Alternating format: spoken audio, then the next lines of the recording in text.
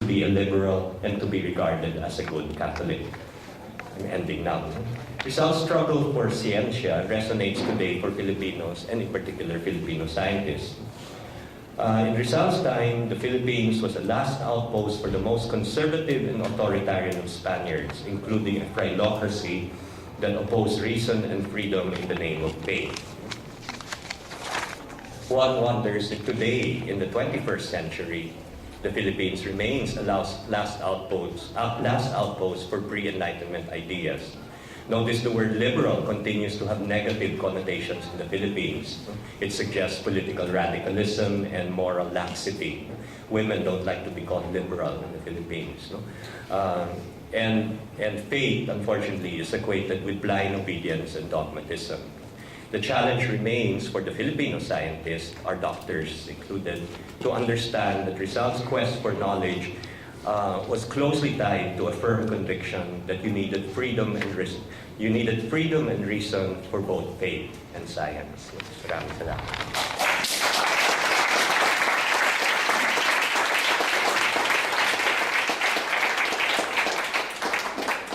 Thank you very much, Mike.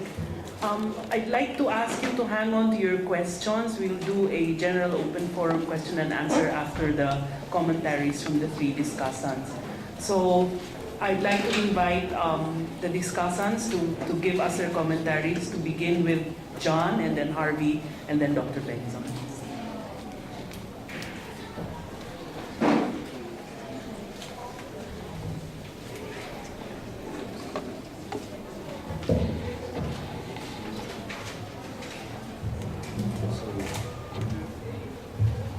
Good afternoon, or I guess good almost evening.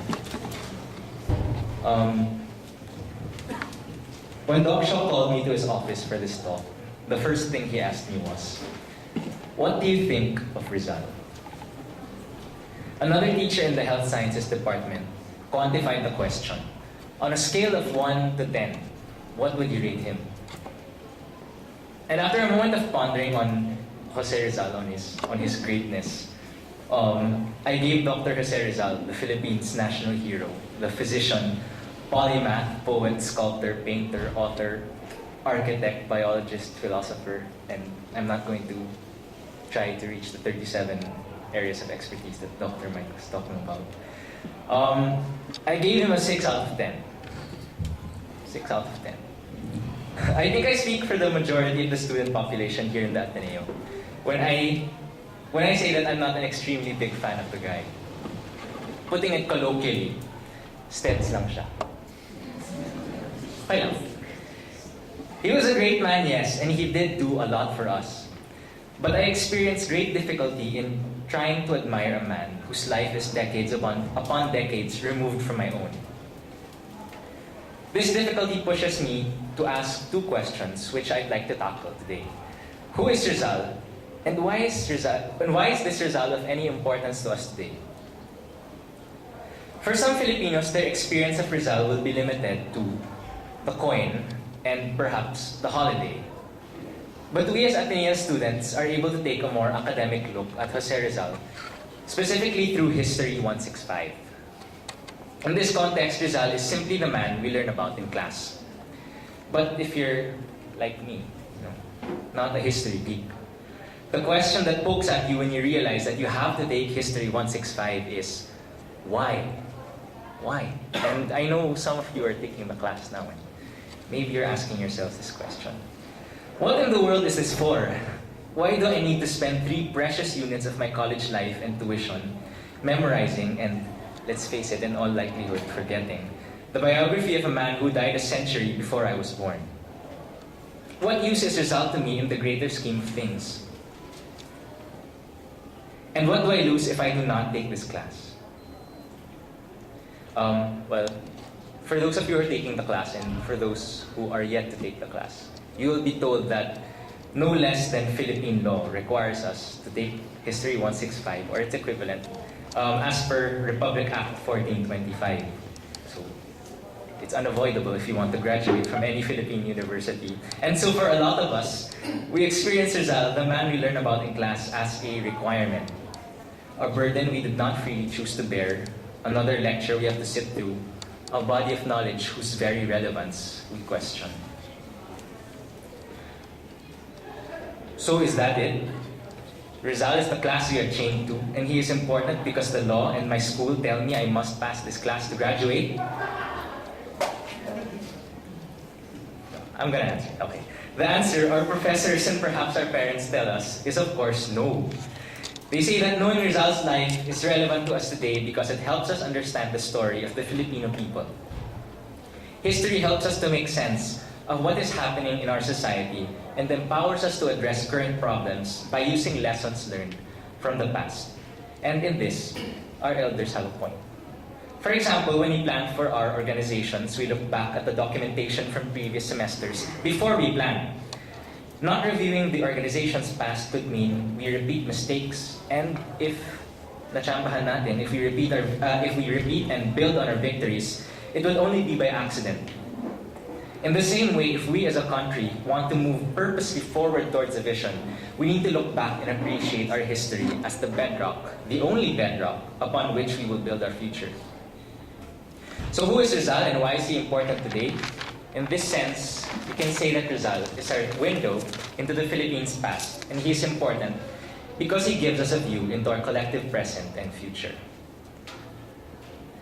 So far, we've examined Rizal first on the surface, the subject. Rizal as the subject, History 165, and just now, a little deeper, Rizal as our window to society. But let us not stop there. There is a Rizal to be found a lot closer to home. When I gave Rizal a 6 out of 10, I had 2 reasons for doing so. I didn't rate him any lower because, in many ways, he is admirable. His novels are timeless, his areas of expertise were numerous, and he used all his gifts in philosophy and those 37 areas of expertise for his country and countrymen. He was truly Filipino. But he didn't get any more than a 6 from me because I personally would like my romantic life to be more stable than his was. His personal life, that was a deal breaker for me. He said many beautiful words to many beautiful women, words I would not let go of so often and so easily. He left women with poems and tears. Of course, my personal opinion in no way detracts from Rizal's overall image. At the end of the day, he is still our national hero. He still wrote 2 amazing books. He still set up an irrigation system in the Pitan, and he was still shot in Bagumbayan. And in fact, my personal beef with him, people will argue that he left those women, for the greater good, for the country, to do his work, to do his magic for the country. My opinion doesn't touch Rizal as he is normally imagined, but it says a lot about me. My values, what I stand for, and who I am. In the future, I want a stable family life. I want to come home to the same person every day, and I don't want to have to be away from those I care about for extended periods, as Rizal was. That's who I am, and around these desires, I am trying to make myself into the person I want to be. What kind of person do you want to be? And who are you? These are big questions, important questions that we might begin chiseling away at if we reflect on Rizal's life. The questions, who is Rizal and why is he of any importance today, are questions that can only be answered on a very personal level. And to answer them honestly, we must be willing to think rebellious thoughts. History as it is written pressures us to put Rizal on a pedestal. But his greatness cannot be forced upon us. And there is no one irrefutable view of him, but we can't say that this is Rizal in his entirety. But there are many different perspectives, profiles of the real Rizal whom we in our limitedness cannot capture. Let us instead embrace the subjectivity with which we see him, because that is who we are. Let's not kill Rizal again by pegging him merely to what we've been told, and that's it. Let us allow his life to speak to us individually, where we are, at this moment, because that is where we live. And that is the time period when he must have relevance, or else he is plainly obsolete. Rizal has something different to teach each one of us. And as Mr. Ambet Ocampo might say, taking away his overcoat is what will open us up to those lessons. The most important thing you can learn about him is not the names of his girlfriends or the countries he traveled to, but simply the honest truth of what you think about him and why you think about him this way. In studying Rizal's life, if studying Rizal's life helps you realize that you do indeed want to be a doctor, or a Dr. Barrios, an ophthalmologist, or that you don't want to be an OB-GYN, then Rizal's life is truly of bearing to you. His relevance today is not merely in the facts of his existence, but in the insights he gives us into our own states of mind and aspirations. Rizal is the mirror we have of ourselves. He is relevant because we want to be relevant, and our reflections on his life can help us find the meaning of who we are. And so the questions I will end with this afternoon are the same as the ones we had when we started, except modified a little. What do you think of Rizal, honestly? And who is he really to you? And what do your thoughts on his existence tell you about your own? If you're willing to drift away from the conventional train of thought and find an answer that is truly yours, then Rizal becomes dynamic, alive, and significant once more. Thank you.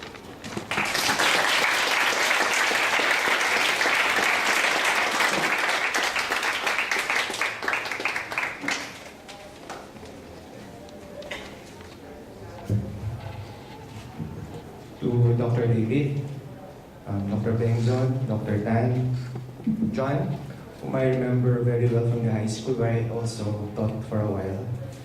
Mentors and colleagues from the School of Medicine and Public Health and the School of Science and Engineering and the Loyola schools, fellow scientists, fellow workers in the health sector, ladies and gentlemen, good evening. Thank you for the invitation to speak in this forum. Almost 5 years ago, I, together with 74 other risk-takers, embarked on a journey with our equally crazy mentors in launching what was then never before attempted in the history of Philippine medical education. To form the doctor of the future, who is not only an expert of medicine, but also an expert of public health. From the very beginning, critics, both from outside and within Ateneo itself, said that it could never be done. Medicine is difficult in itself. Why complicate it further with public health? They asked. But fast forward to 2011, and very soon we will be producing the first graduates of the school, and we hope to announce that next year with a Dr. Lu, 100% passing rate in the medical boards in August of 2012. I say this because I wish to devote my discussion on Dr. Jose Rizal in relation to Dr. Mike Tan's interesting discussion earlier, from the vantage point of someone who, after 5 long years of hard work, of sweat, of tears, of less sleep, can finally say with much excitement and hope that the finish line is almost there, and the power and the responsibility that naturally comes with it when I finally have the MD, MBA at the end of my name is fast becoming a reality. We have heard it many times when we put up the medical school that Rizal is the perfect example of how it is to become an Ateneo doctor. As I look back at the life of Rizal, first as he was living it as a medical student, it strikes me in such a profound way that there is so much that we, students of the ASMPH, share with him in common. We all know that Rizal decided to study medicine and to specialize in ophthalmology when he noticed that his mother was developing some eye problems. His was a decision that was fueled by the desire to help. Yes, it may be said that part of the decision of anyone who goes to medicine is the search for some form of personal achievement and reward.